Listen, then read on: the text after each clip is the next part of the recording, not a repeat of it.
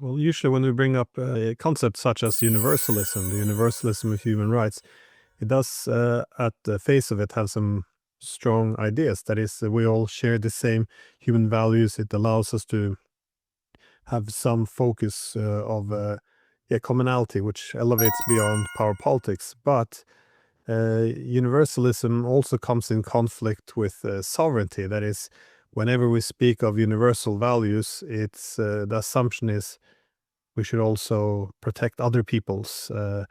And this is, you saw this after the French Revolution as well. It didn't take long until they would also come to the aid of other people. And it's, you can say the same about the Bolshevik Revolution, come to the assistance of other people. And now with human rights as well, irrespective of how, good these ideas are.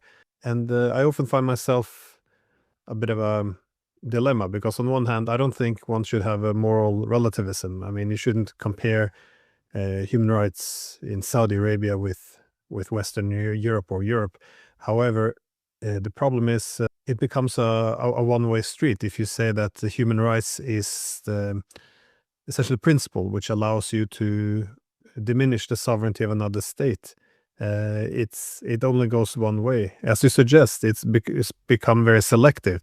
But which do you see this becoming more selective, or is it dying out? Today, when I see the human rights foreign policy of countries which still try to practice it, it seems to me that this policy lost any credit whatsoever.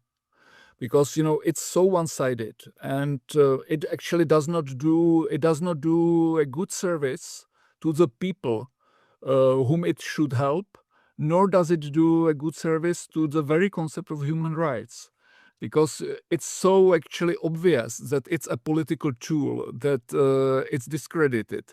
When we talk about human rights in foreign policy, it's always about trying to square the circle, because there is always this idea of sovereignty, which I think needs to be respected. It's, for me, one of the fundamental